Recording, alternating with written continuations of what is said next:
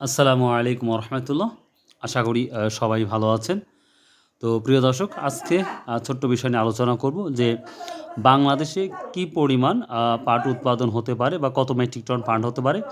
এরপরে আপনাদের আরেকটা বিষয় নিয়ে আলোচনা করব যেটা অনেক ভালো লাগবে, অর্থাৎ সোমবার অর্থাৎ 15 জুন জাতীয় সংসদে বিভিন্ন বিষয় নিয়ে আলোচনা করা হয়েছে। আমরা সেই অর্থাৎ বেসরকারি ব্যবস্থাপনা পাটকল চালু হবে এই বিষয় নিয়ে আপনাদের সাথে একটু আলোচনা করব। নিঃসন্দেহে আপনাদের এই তথ্যগুলো ভালো লাগবে। তো আমরা পাট কী পরিমাণ উৎপাদন হয়েছে সেটা নিয়ে একটু আলোচনা করি, চলুন যাওয়া যাক। তো দেখেন, বর্তমান ও সাম্প্রতিক উৎপাদন বাংলাদেশ 2018 হতে 2019 সময় প্রায় 15 থেকে 16 লাখ মেট্রিক টন পাট উৎপাদন। দীর্ঘমেয়াদে গড় উৎপাদন প্রায় 15 থেকে 17 লাখ মেট্রিক টন বছরে। আচ্ছা, সাম্প্রতিক বছরগুলোতে 2023 হতে 2025 চাষের জমি উৎপাদন বাড়ছে, 23 থেকে 25-এ বাড়ছে। কৃষকদের আগ্রহ বৃদ্ধি পেয়েছে, কারণ দামটা পেয়েছে বেশি, এই জন্য কিন্তু আগ্রহটা বেড়েছে।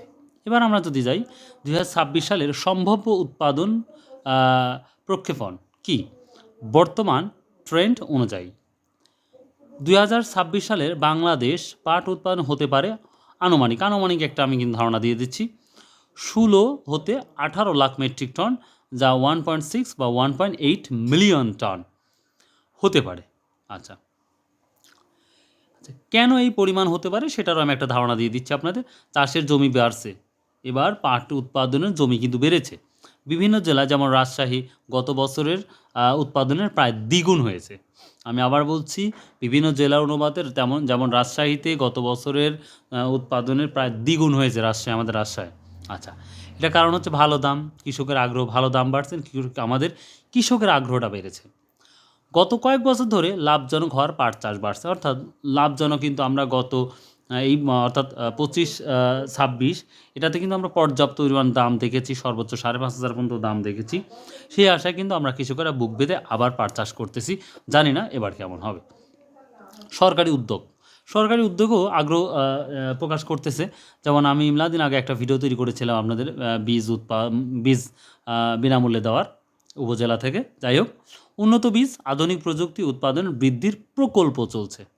আচ্ছা, আরেকটা পাট বাড়ার কারণ দেখেন, বিশ্ববাজারে চাহিদা বাড়ছে, মানে বিশ্ববাজারে পাটের কিন্তু বাড়ছে। ইন্ডিয়া বা অন্যান্য জায়গাতে কিন্তু পাটের দাম অনেকটাই বেশি, শুধুমাত্র বাংলাদেশে খালি ঘাটতি থাকে বা কম থাকে। প্লাস্টিক নিষেধাজ্ঞার কারণে পাটের ব্যবহার বাড়ছে, এটাও সত্যি। প্লাস্টিক মানে বাদ দেওয়ার কারণে কিন্তু কিছুটা হলেও পাটের আমরা আগ্রহটা বেশি দেখতে পাচ্ছি। অনিশ্চয়তার কারণে উৎপাদন কম বেশি হতে পারে যদি, অর্থাৎ উৎপাদনও কিন্তু কম বা হতে পারে, আমরা যদি একটা সম্ভাবনা আপনারা দিচ্ছি, বন্যা খরা হয়, বাজার দর পড়ে যায়, বীজ বা সার সমস্যা হয়, এবং সারের সমস্যা তো হয়েই থাকে, এদিকে লক্ষ্য করা লাগবে। তো যাই হোক প্রিয় দর্শক, এবার সংক্ষেপে যদি আমি বিষয়টা বলি যে 2026 সালে পাট উৎপাদন বাংলাদেশ সম্ভাব্য 16 থেকে 18 লাখ মেট্রিক টন, ট্রেন্ড ধীরে ধীরে বৃদ্ধি পাচ্ছে।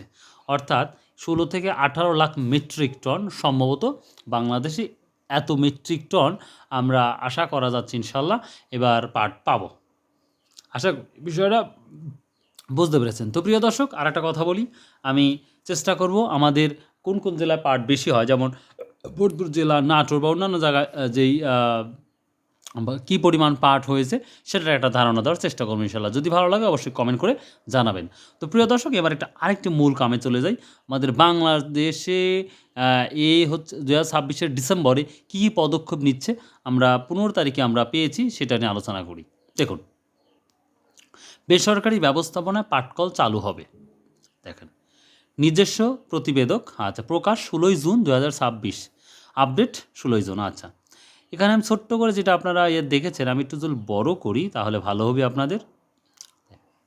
পাট খাতে বিনিয়োগ বাড়ানোর সরকার লক্ষ্য। দেখ, এটা অনেক কিছু লেখা আছে, যেটা আপনারা থাম্বনেলে দেখেছেন, সেটা ব্যাপার না। আমি আর মূল বিষয়টা আলোচনা করি একটু, তাহলে আপনাদের জন্য অনেক অনেক কাজে আসবে। এই যে দেখুন, দেশে সরকারি উদ্যোগে নতুন কোনো পাটকল স্থাপনের পরিকল্পনায়, মানে সরকারি উদ্যোগে নতুন কোনো পাটকল আর স্থাপন করার কোনো পরিকল্পনায়।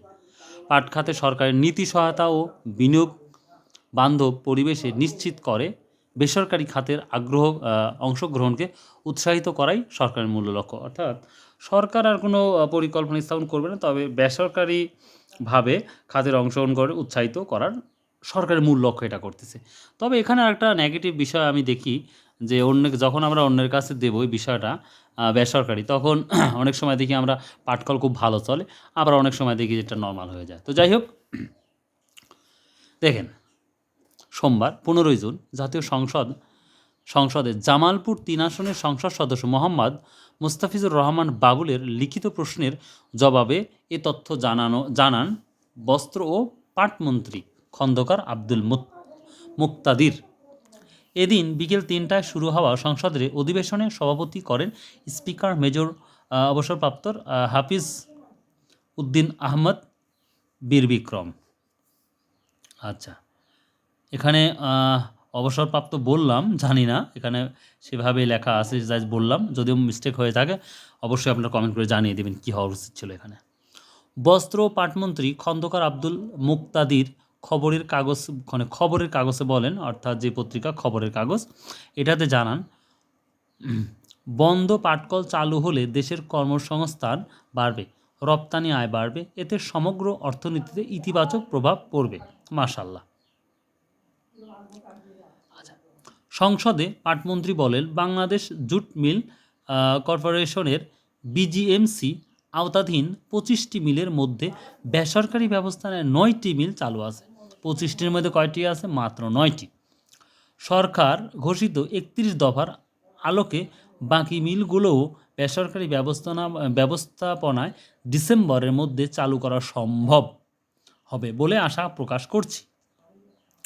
সংসদ সদস্য মোহাম্মদ মুস্তাফিজুর রহমান বাবুল লিখিত প্রশ্নে জানতে চান, সোনালী আঁশ পাট শিল্পের ঐতিহ্য ফিরিয়ে আনতে পাটের উৎপাদন বৃদ্ধি ও বন্ধ পাটকল চালুসহ নতুন পাটকল স্থাপনের কোনো পরিকল্পনা মন্ত্রণালয় আছে কি না।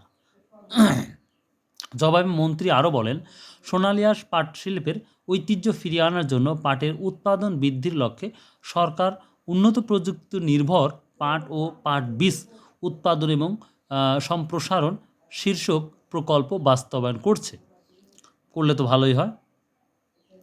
প্রকল্পটি আগামী 30 জুন শেষ হবে, মানে অর্থাৎ এই যে আমাদের আগামী 30 জুন, অর্থাৎ আজকে কত 15 না 16, সরি আজকে 19 মেবি হবে, দেখা যাক কতদূর যায়। পরবর্তী সময় একই ধরনের কার্যক্রম নিয়ে নতুন প্রকল্প রাজস্ব বাজেটের আওতায় বাস্তবায়নের পরিকল্পনা সরকার রয়েছে। শুনে ভালো লাগলো। দেখি এবার একটু আসি আমরা প্রসঙ্গগত। বিজিএমসির আওতাধীন 25টি মিলের মধ্যে বেসরকারি ব্যবস্থাপনায় 9টি মিল চালু আছে। 2020 সালে 1 জুলাইয়ের সরকারি সিদ্ধান্তে বিজিএমসির আওতাধীন 25টি মিলের উৎপাদন কার্যকর বন্ধ ঘোষণা করা হয় এবং 20টি মিলকে সরকারি ব্যবস্থাপনা ইজারা ভিত্তিতে পুনরায় চালুর সিদ্ধান্ত হয়। অর্থাৎ 20টি মিলকে সরকারি ব্যবস্থাপনা ইজারার ভিত্তিতে পুনরায় চালুর সিদ্ধান্ত হয়। এর পরিপ্রেক্ষিতে এরই মধ্যে 14টি মিলের ইজারা সম্পাদন করা হয়েছে, যার মধ্যে 9টি মিল চালু করা হয়েছে। অবশিষ্ট 6টি মিল ইজারা দেওয়ার কার্যক্রম চলছে, যার মধ্যে 3টি মিলের বিপরীত চূড়ান্ত প্রস্তাব আহ্বান করা হয়েছে। একটি মিলের বিপরীত দাখিল করা এক্সপ্রেশন অব ইন্টারেক্ট আগ্রহপত্র প্রস্তাব মূল্যায়নের কাজ চলছে। একটি মিলের জন্য আগ্রহপত্র আহ্বান করা হয়েছে এবং একটি মিলের ইজারা কার্যক্রম প্রক্রিয়াধীন। আর বাকি মিলগুলো সরকারের ঘোষিত 31 দফার আলোকে বেসরকারি ব্যবস্থাপনায় 2026 সালের ডিসেম্বরের মধ্যে চালু করা সম্ভব হবে বলে আশা করা যায়। তো প্রিয় দর্শক, শুনে খুবই ভালো লাগলো যে আমাদের ডিসেম্বরে আমাদের যে বাদবাকি যে মিলগুলা যেটা আমাদের বেসরকারিভাবে কাজ করতে চাচ্ছে বা দিতে চাচ্ছে সেটা চালু হলে তো ভালোই হয়, কিন্তু দেশ যদি বাহিরে যদি রপ্তানি না হয় তাহলে আমাদের জন্য ব্যাড। সংসদে মন্ত্রী বলেন, ইজারা বহির্ভূত 5টি মিলের মধ্যে সিটি কর্পোরেশনের আওতাভুক্ত হওয়ায় 3টি মিল এবং মামলাজনিত কারণে 2টি মিল লিজের বাইরে রাখা হয়েছিল। বিষয়টা বুঝতে পেরেছেন? 2টা মিল বাইরে রাখা হয়েছিল। এই অবস্থায় সরকারিভাবে দেশের নতুন কোনো পাটকল স্থাপনের পরিকল্পনা নেই, বরং সরকারি নীতি সহায়তা ও বিনিয়োগ বান্ধব পরিবেশের সৃষ্টির মাধ্যমে এই সেক্টরে বেসরকারি খাতে অংশগ্রহণকে উৎসাহিত করাটাই সরকার লক্ষ্য। মানে সরকার লক্ষ্যটা হচ্ছে যে চালু আর কিছু করবো না করে যা আছে সেটা নেই, বেসরকারিভাবে আমরা যদি দিই তাহলে মনে হয় দেশের জন্য ভালো এবং অর্থনীতিকে অনেক ডেভেলপ হবে। দেখা যাক।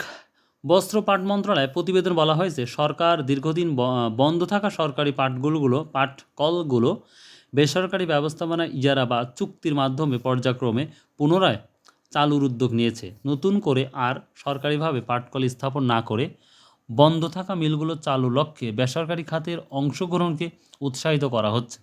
মিলগুলো পুনরায় চালু হওয়ার মাধ্যমে বেকারদের কর্মসংস্থানের সুযোগ তৈরি এবং পাট খাতে বিনিয়োগ বাড়ানো সরকারের প্রধান লক্ষ্য। দেখা যাক কতদূর হয়। বন্ধ কারখানা চালু নিয়ে দেশের ব্যবসায়ীদের শীর্ষ সংগঠন এফবিসিসিআইয়ের সাবেক সভাপতি মীর নাসির হোসেন খবরের কাগজে বলেন, বন্ধ পাটগুলো চালু করা হলে দেশে কর্মসংস্থান হবে, এছাড়া রপ্তানি আয়েও ইতিবাচক প্রভাব পড়বে, দেশের অর্থনৈতিক গতি আসবে। আলহামদুলিল্লাহ, এর মতো হলে তো খুবই ভালোই হয়। বস্ত্র ও পাট মন্ত্রণালয়ের প্রতিবেদন আরও বলা হয়েছে, বন্ধ পাটগুলো চালু হলে পাটজাত পণ্যের উৎপাদন বৃদ্ধি পাওয়ার পাশাপাশি দেশের রপ্তানি আয় উল্লেখযোগ্যভাবে বাড়বে। আন্তর্জাতিক বাজারে পরিবেশ বান্ধব পণ্যের ক্রমবর্ধমান চাহিদা পূরণ করতে সক্ষম হবে। যাই হোক, দেশের বাইরে যদি পাটটা আমরা দিতে পারি তাহলে আরও হবে। যাই হোক, প্রতিবেদনে বলা হয়েছে, পাটকলগুলো উৎপাদন ফিরলে সামগ্রিকভাবে গ্রামীণ অর্থনীতিতে গতি আসবে। শুধু ঐতিহ্যবাহী চট বা বস্তা নয়, বরং উন্নত ও বহুমুখী পাটজাত পণ্য যেমন জুট ব্যাগ, হোম টেক্সটাইল ইত্যাদি বিদেশি রপ্তানি করে বিপুল বৈদেশিক মুদ্রা অর্জনের সুযোগ তৈরি হবে। পাটকলগুলো চালু থাকলে কাঁচা পাটের স্থানীয় চাহিদা ও দাম বাড়বে, যার সরকারি সুফল পাবেন দেশের প্রান্তিক পাট চাষিরা। দেখা যাক এবার কী দাম হয়, সেটাই দেখবো আমরা ইনশাল্লাহ। খালিশপুর জুট মিল এমপ্লয়িজ ইউনিয়নের সভাপতি আবু দাউদ্দিন মোহাম্মদ বলেন, মিলগুলো লোকসানের পেছনে আমলাতান্ত্রিক ষড়যন্ত্র ছিল।